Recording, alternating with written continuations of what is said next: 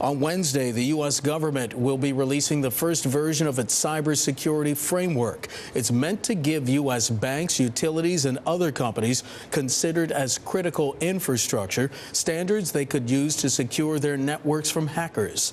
Gadi Tirosh of Jerusalem Venture Partners joins me in studio. His venture firm just invested in its first cyber company. Mr. Tirosh, welcome to Bottom Line. Thanks for coming on today. Thank you, Mark. Why invest in cyber? So I think, first of all, we need to understand what's going through the cyber world right now and the kind of transformation that this world is going through. So, if you compare it to the physical warfare, imagine the world moving from carpet bombing to guided missiles in a matter of 12 months. And that's what happened in the cyber world over the last 12 months. You see attacks that are tailor-made to specific organizations, like the breach we had here in the U.S. on the Target organization. Yeah, well, what are we seeing in the latest technology then? Okay, so what we see in the latest technology is very much like Iron Dome for guided missiles. Yes. In other words, you have new technologies that are coming from very promising startups that are developing technology specifically directed to stop those guided missiles. And that's the big drama in the markets right now. How are companies able to stay one step ahead of individuals and states that would do them harm?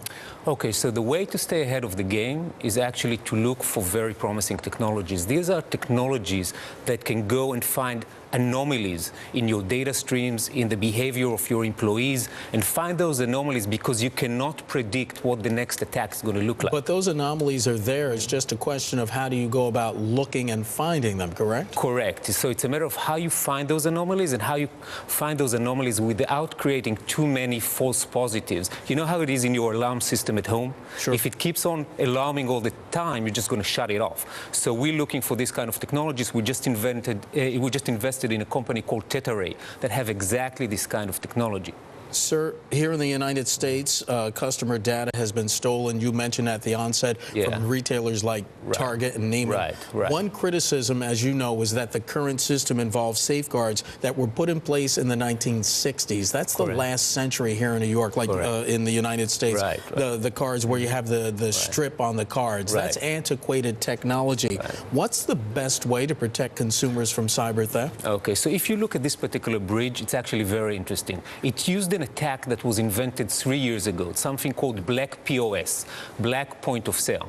Now, the hackers in this case actually mutated this attack to create a new attack. One of the technologies we're looking at right now by a company called SciActive can actually predict mutations of existing attacks and predict the next strains of attacks that will be created out of it. So that's very interesting things to look at, and that's something that could help retailers like Target and others to protect against those breaches because they cannot upgrade the infrastructure they have at the point of sale overnight. Well, this is going to cost some money, isn't it? Who's going to pay for it? Well, it is going to cost some money. The interesting thing is that budgets are shifting from the old protection mechanisms into new startups. So if you look at this market, it's a $20 billion market growing at about 10% a year.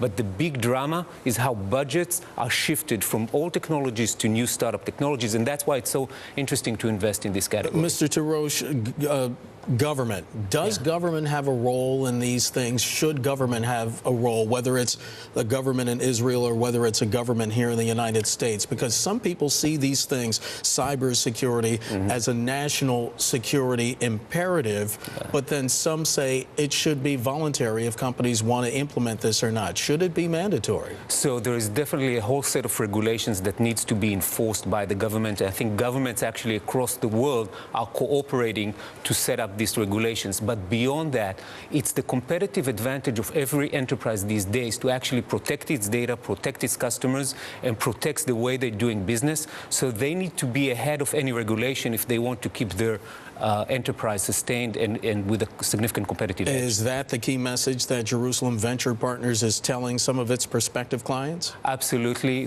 You need to invest ahead of the curve. You need to find these technologies if you want to sustain your competitive edge. Absolutely. Sir, customers, do they bear some of the responsibility? People are online, they're on Facebook, they're on Instagram, they're on Twitter, they're giving out their information at random, and then all of a sudden they're shocked when someone actually is able to hack into a site and steal their information. Yeah, I think one of the interesting areas right now to look at is how consumers, people like you and me who are using services online, can get better perspective on what is the security risks that they face. Because all of a sudden you you sign up for one place, and then the next thing you know, you're bombarded by marketers and other retailers, and you're figuring, how did they get my information? Exactly, and you don't even have a view of what information you gave out and how it can be used. So that's one of the new companies that we're creating right now at Jerusalem Venture Partners. Gadi Tirosh of Jerusalem Venture Partners joining me here in studio. Sir, it's a pleasure to meet you. Thank you very Thanks much for your time today.